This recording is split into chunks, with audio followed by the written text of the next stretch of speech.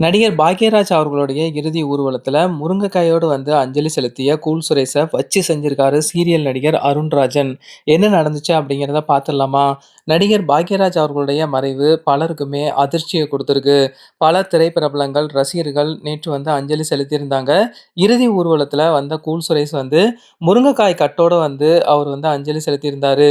இந்த ஒரு விஷயம் சோசியல் மீடியால செம ட்ரெண்டிங்கா போயிடுச்சு.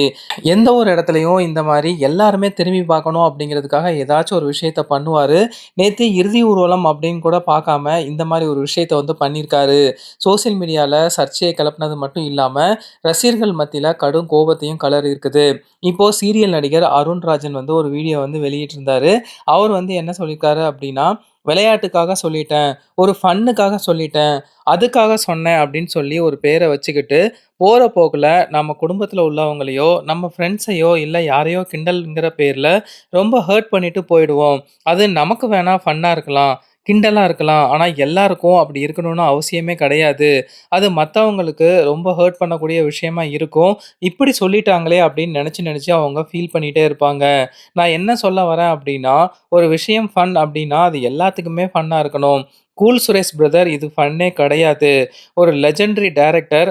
உலகத்துல இருக்கிற எல்லாருமே அவர மிஸ் பண்ணிட்டோம். அவரு வந்து தவறிட்டாரு அப்படிங்கிற ஒரு கஷ்டத்துல, துக்கத்துல இருக்கும்போது, நீங்க என்ன ட்ரை பண்ணிட்டு இருக்கீங்க? என்ன மீனிங்ல இத இப்படி பண்ணீங்க? இப்படிதான் சிங்கப்பெண் படை ஆரம்பிக்கும்போது கூட, அதே மாதிரி லேடீஸ் போல டிரெஸ் பண்ணிட்டு வந்தீங்க. இது காமெடி கிடையாது. நீங்க ஃபன் பண்றேன்னு நெனச்சு பண்றீங்களா? இல்ல எல்லாரும் திரும்பி பார்க்கணும் அப்படிங்கிறத நெனச்சு பண்றீங்களா? இத ஏத்துக்கவே முடியாது. ரொம்ப கஷ்டமா இருக்கு. என்னத்த நிரூபிக்கணும்னு இத மாரி பண்ணிட்டு இருக்கீங்க? ஃபன் அப்படிங்கிற பேர்ல ஏதாச்சும் ஒண்ணு பண்ணிக்கிட்டே இருப்பீங்களா? இது ரொம்ப ரொம்ப தப்பான விஷயம். அவருடைய மறைவுல முருங்கைக்காய வச்சுட்டு, யாராச்சும் தயவு செய்து இவர்கிட்ட சொல்லி நிப்பாட்டுங்கப்பா. நமக்கு மட்டுமே ஒரு விஷயம் ஃபன்னா இருந்தா, அது ஃபன் கிடையாது. எல்லாத்துக்கும் ஃபன்னா இருக்கணும்.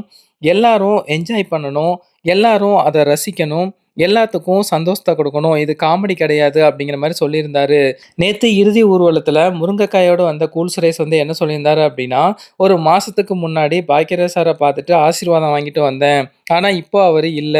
பாக்யராஜ் சாருக்கும், லெஜண்ட் சரவணன் அவங்களுக்கும் 2 பேருக்குமே பிறந்த நாள் வந்து ஜனவரி 7ஆம் தேதி. சரவணன் சாருக்கு பொக்கே வாங்கிட்டு போவேன்.